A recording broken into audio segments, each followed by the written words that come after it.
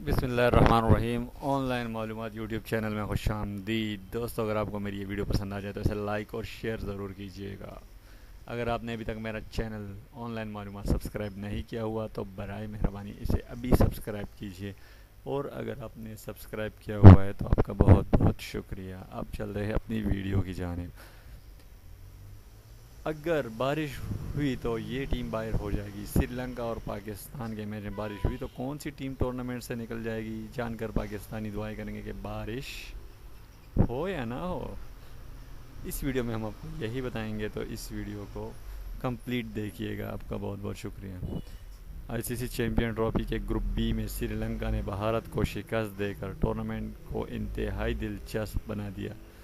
इस ग्रुप में शामिल टीमों के अगले दोनों मैच ही क्वार्टर फाइनल बन गए और जीतने वाली टीमें सेमीफाइनल में पहुंच जाएंगी।